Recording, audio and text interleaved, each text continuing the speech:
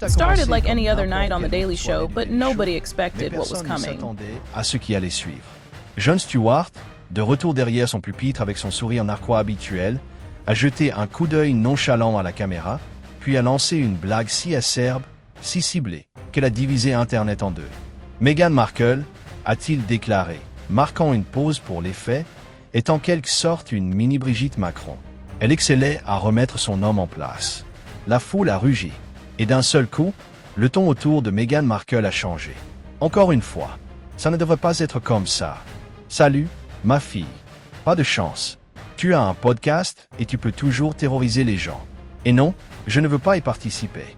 Si vous ne connaissez pas Brigitte Macron, sachez qu'elle est la première dame de France, de plusieurs décennies plus âgée que son mari, Emmanuel Macron, et que les médias européens la présentent souvent comme excessivement autoritaire ou autoritaire en public.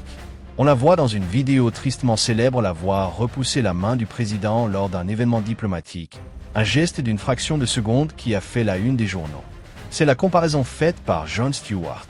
Et il ne s'est pas contenté de passer inaperçu, il a construit tout le segment autour de cela, créant un sketch comique brutal qui attaquait chaque faille dans l'image soignée de Meghan. Ce n'était pas non plus une blague de tabloïd. C'était Jon Stewart, celui que beaucoup considèrent encore comme l'une des voix comiques les plus brillantes de la télévision américaine. Il n'est pas connu pour ses plaisanteries mesquines ni pour ses ragots sur Internet. Alors, quand il décide de s'en prendre à Meghan Markle, c'est différent. Il ne s'en prenait pas seulement à une célébrité. Il faisait une déclaration et les gens l'ont entendu. La réaction a été immédiate. Twitter, ou quel que soit le nom qu'on lui donne, a explosé. Des mèmes ont surgi en quelques minutes. Meghan se tenait à côté de Brigitte avec la légende « Babesse autoritaire » ou « Babesse autoritaire ». D'autres montraient le prince Harry, inséré dans cette vidéo de Macron, essayant maladroitement de tenir la main de Meghan tandis qu'elle les écartait d'un geste de la main comme un garde du corps. Et on sentait le changement. Pendant des années, Meghan avait réussi à maintenir cet équilibre délicat entre victimisation et autonomie, entre royauté et rébellion. La blague de Stewart a bouleversé toute la structure. Selon les rapports qui ont suivi, Meghan était furieuse. À huis clos, l'équipe des Sussex s'affairait. Elle considérait apparemment ce reportage non seulement comme mesquin, mais aussi sexiste, dépassé et profondément injuste. Mais voilà, la plupart des gens ne l'ont pas perçu de cette façon. Ils ont vu une satire bien ficelée qui disait enfin ce que beaucoup murmuraient depuis un moment. Peut-être que l'image de Meghan, qui prône l'autonomie, semble défaillante. Et ce podcast n'a rien arrangé. Confession d'une fondatrice, le projet censé mettre en valeur l'intelligence et la perspicacité de Meghan s'est avéré être la preuve irréfutable de ce que les critiques qualifient de déclin de sa marque. L'émission était tout en brillance et sans vergogne, avec des questions faciles, des affirmations vagues et une avalanche de remerciements pour avoir posé des questions sans vraiment répondre. Stewart, avec son mordant habituel, a tout démoli. Il a plaisanté en disant qu'il s'agissait moins de fondatrice que d'une femme en train de fonder. La foule a hurlé. Et quelque part à Montecito, un assistant RP a probablement démissionné sur le champ. Le problème ici n'est pas seulement la plaisanterie, c'est le timing. L'image de Meghan subit des coups durs depuis des mois. Contrat non honoré, interview gênante et cette étrange impression que quelque chose ne fonctionne plus comme avant. Elle était autrefois saluée comme la jeune outsider s'attaquant à la vieille monarchie poussiéreuse. Mais aujourd'hui, le récit dérape. Et Stewart ne s'est pas contenté d'attirer l'attention sur ce dérapage. Il l'a mis sous les projecteurs. Ce qui rend cette brûlure encore plus profonde, c'est celui qui l'a infligée. Dont Stewart n'est ni Megyn Kelly, ni Piers Morgan. Il ne fait pas partie de la machine à scandale conservatrice. C'est une icône libérale, adorée par le public que l'équipe de Meghan a tant cherché à séduire. Féministe, progressiste, créatif, voilà ce qu'elle aimait. Et maintenant, il rit. La plaisanterie selon laquelle Meghan aurait giflé son mari était plus qu'une simple réplique. C'était un coup de poing culturel. Elle impliquait contrôle, émasculation, domination. Et que cela soit vrai ou non, le fait que cela ait eu un tel retentissement en dit long sur la façon dont les gens perçoivent les Sussex aujourd'hui. Le prince Harry, autrefois le rebelle royal et cool, est désormais dépeint comme celui qui suit sa femme sur le tapis rouge, portant son sac à main et hochant la tête. À un moment donné, le récit a basculé. Ce qui était autrefois perçu comme une noble rébellion ressemble désormais à un chaos organisé. Et dans un paysage médiatique obsédé par l'authenticité, l'image soigneusement composée de Meghan commence à paraître moins inspirante et plus épuisante. C'est ce qui rendait la blague de Stewart si dangereuse. Ce n'était ni sauvage ni conspirateur. Ce n'était même pas méchant, vraiment. C'était juste bien observé, ce qui est bien pire. Cela signifiait qu'il exploitait une vérité déjà présente chez les gens. L'image publique de Meghan Markle, cette image de force, de leadership et de compassion, était peut-être un peu trop fabriquée. Et aux États-Unis, quand la satire vous touche ainsi, c'est souvent un tournant. Pas seulement dans les médias, mais aussi dans la culture. C'est ainsi que l'équipe de Meghan tentera probablement de présenter les choses. Il pourrait y avoir une nouvelle apparition, une déclaration, voire une nouvelle cause. Mais le mal est fait. Les gens ne se contentent pas de la questionner. Ils se moquent d'elle. Et à l'ère des mèmes et des réactions instantanées, ce n'est pas une chose à laquelle on peut échapper grâce à ses relations publiques. Le point noir ne résidait pas seulement dans la chute. Il résidait dans la façon dont elle capturait parfaitement tout ce que les gens avaient regardé de travers pendant des années. La marque Meghan avait toujours prospéré grâce au contrôle. Chaque déclaration, chaque apparition, chaque projet était peaufiné. Des photos de famille soigneusement posées au moment naturel des interviews qui ressemblaient pourtant à des monologues répétés, tout respirait la stratégie. Mais plus on essaie de contrôler la perception, plus vite les gens cherchent des failles. Et Stewart ne s'est pas contenté de les trouver. Il les a creusées à coups de pied de biche humoristique. Il s'est concentré sur les confessions d'une fondatrice. Et soyons honnêtes, ce podcast n'a pas vraiment aidé sa cause.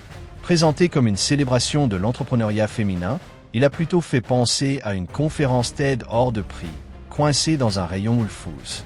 Chaque épisode suivait le même scénario. Une introduction douce, de nombreuses affirmations et un étrange refus de se montrer honnête.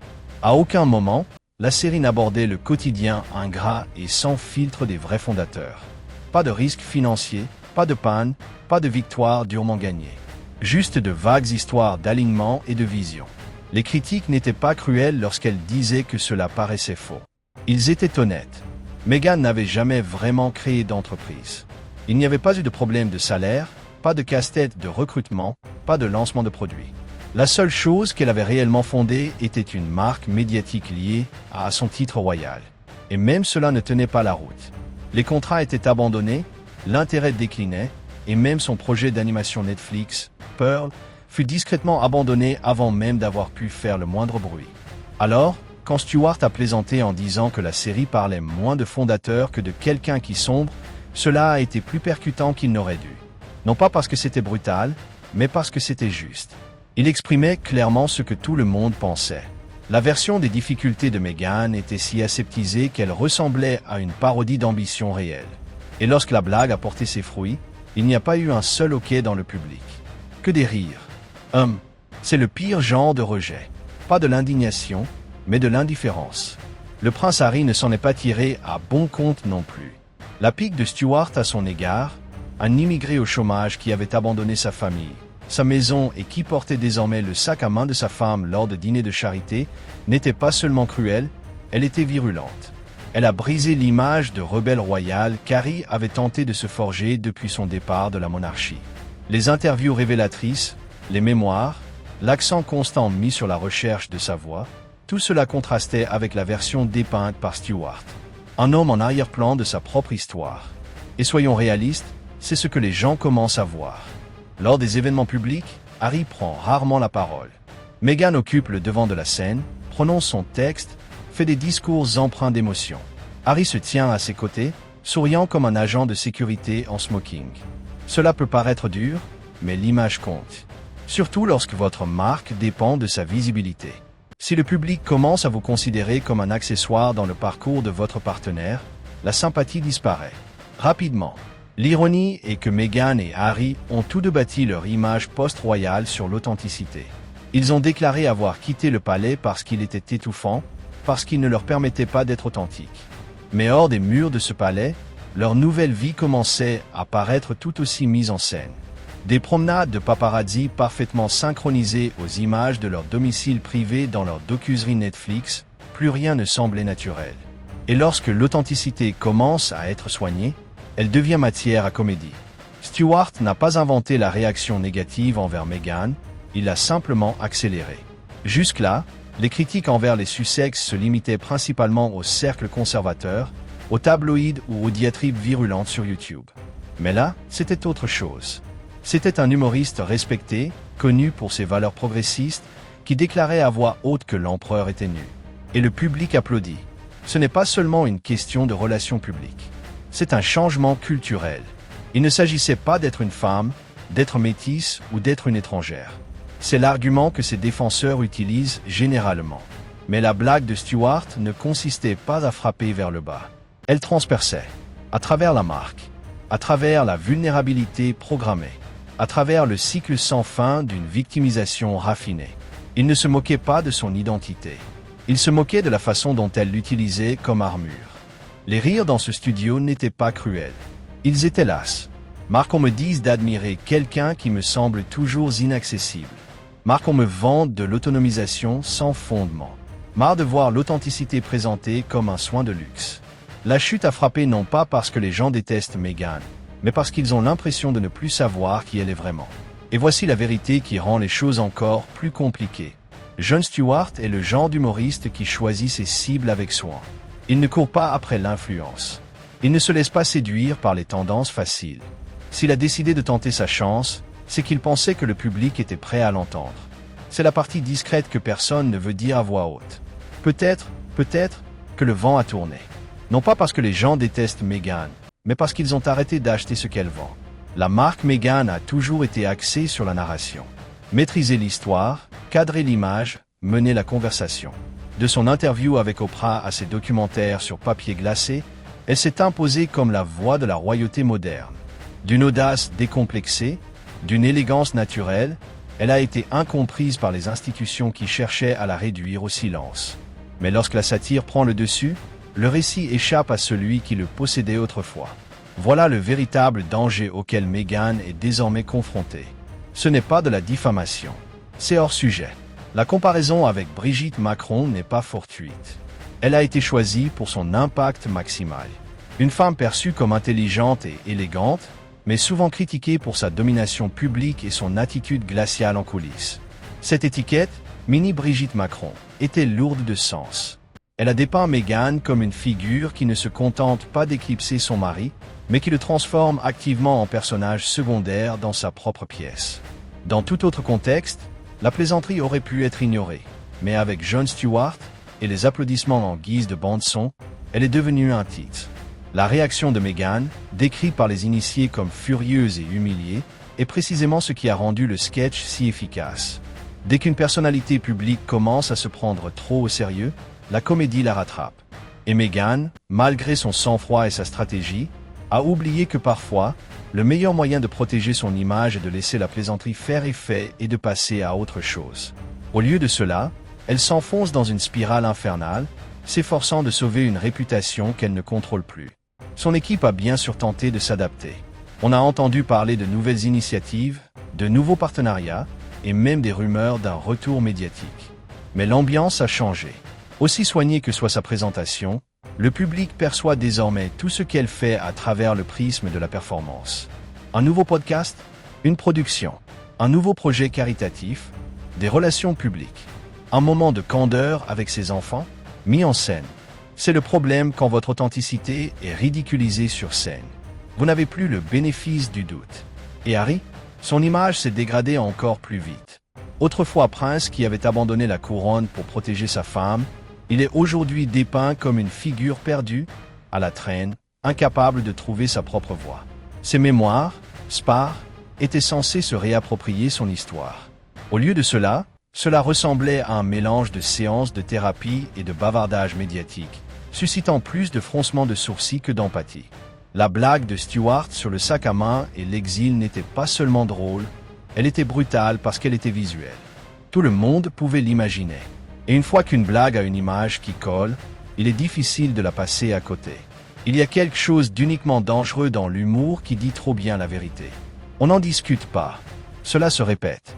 Sur les réseaux sociaux, des extraits du Daily Show circulent encore. Personne ne s'en plaint.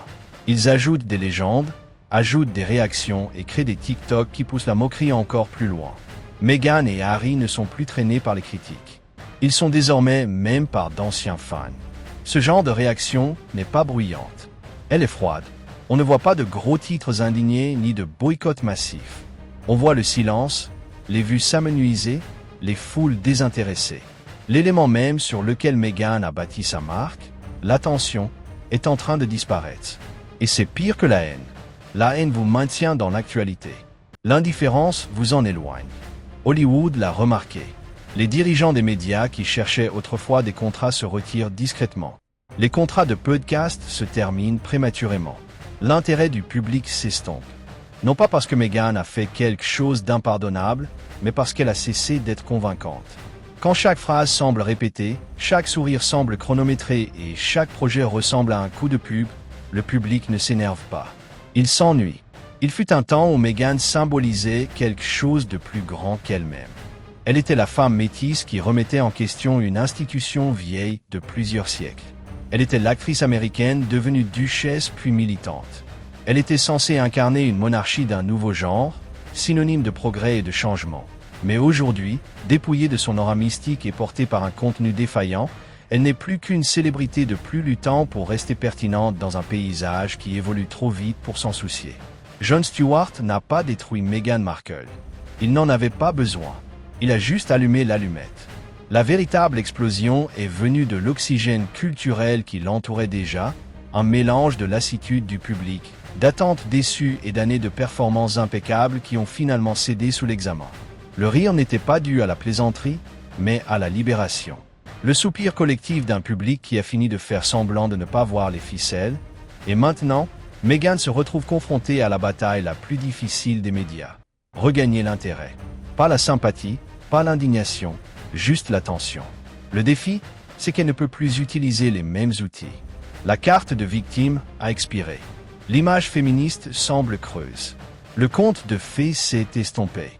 Si elle veut regagner en crédibilité, elle devra tout dépouiller, abandonner l'image de marque, montrer de vraies difficultés, de vraies réussites, quelque chose de spontané. Mais c'est un tournant difficile pour quelqu'un qui a passé des années à perfectionner son récit, et dans un monde où la satire va plus vite que la sincérité, elle n'aura peut-être pas le temps d'essayer. Car quand Jon Stewart fait de vous la chute du monde,